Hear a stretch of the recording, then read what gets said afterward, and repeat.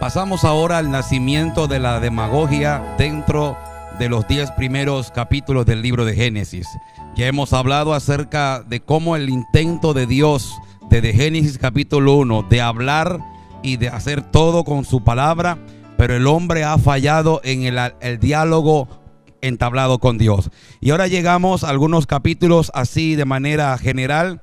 Dice, por ejemplo, pasando ya a Caín y Abel, donde la palabra escasea, va a haber muerte entre los hermanos, pero la palabra también sigue diciendo en Génesis capítulo 4, verso 23, aparece un Lamec interpelando de esta manera, y dijo Lamec a sus mujeres, Ada y Sila: oíd mi voz, mujeres de Lamec, escuchad mi dicho.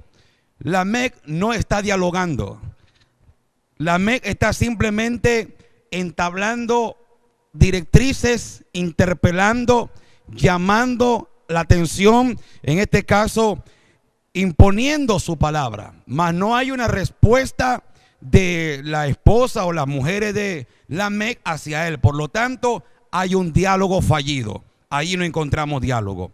Y seguimos viendo otros textos bíblicos.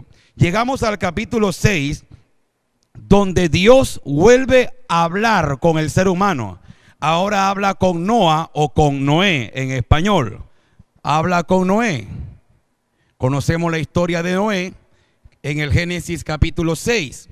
Dios habla, inicia la palabra. Dice en el versículo 13 del Génesis capítulo 6. Dijo pues Dios a Noé: he decidido el fin de todo ser, porque la tierra está llena de violencia a causa de ellos, y aquí que yo lo destruiré con la tierra. Hay un silencio. Noé no habla. Noé se ha quedado indiferente ante la palabra, y lo que es más, indiferente ante la situación del desastre, del juicio que viene de parte de Dios por causa de una humanidad persistente hasta el presente en el pasaje en el pecado. Noé guarda silencio ante la palabra de Dios. Una vez más la palabra del Señor es tomada en poco.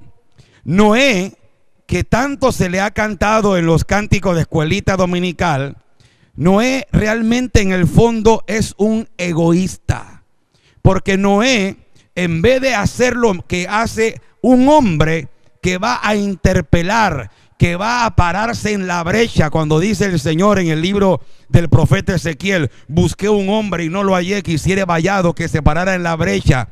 Un hombre llamado Abraham, cuando se entera del desastre que va a ocurrir en Sodoma y Gomorra, le dice Dios: ¿podré yo ocultarle algo a mi amigo Abraham? Entonces se para Abraham y empieza a hablar, empieza a interpelar. Quizás hay 50 justos, quizás hay 45, pero es el hombre hablando con Dios.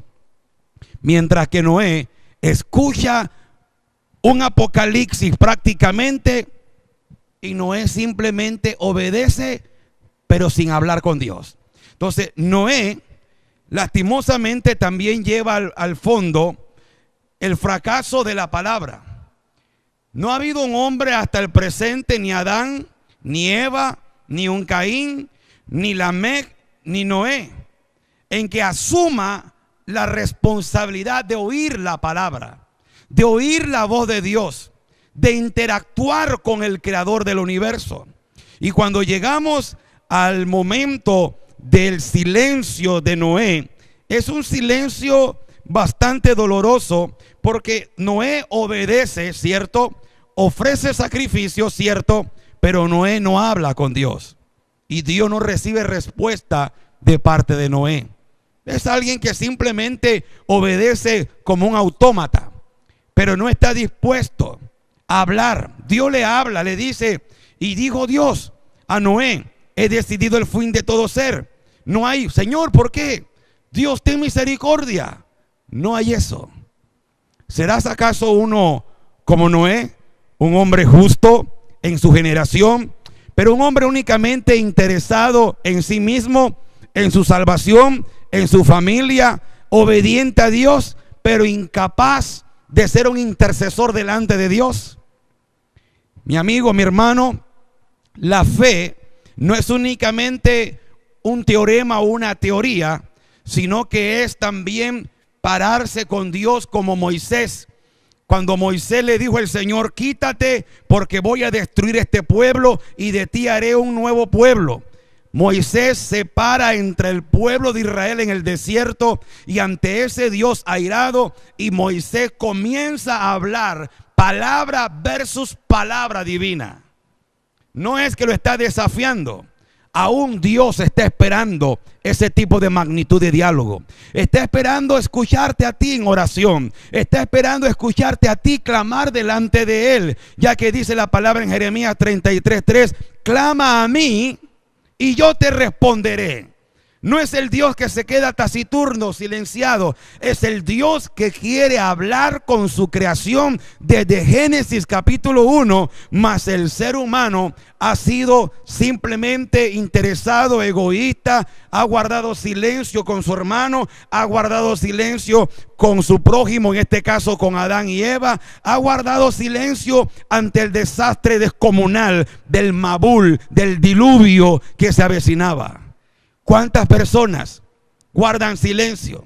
No hablan, ya no están dispuestos a expresar la verdad. Simplemente conocen la verdad, mas no están dispuestos a disertar la verdad desde el punto de la palabra del Señor.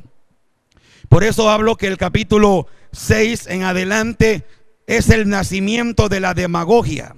Y cuando llegamos nada menos que al capítulo 11, encontramos por primera vez, una vez más, la palabra dabar o la palabra devarim.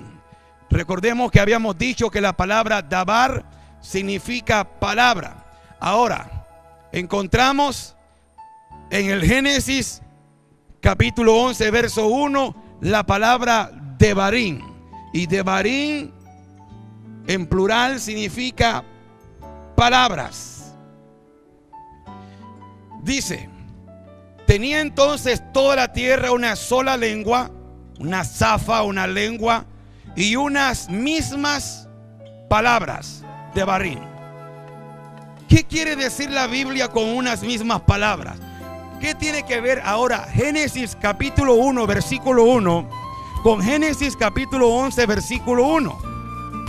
Estamos delante ahora del choque de dos reinos. Quiero que lea conmigo lo que dice la palabra en Génesis 10, versículo 10. Y fue el comienzo de su reino Babel.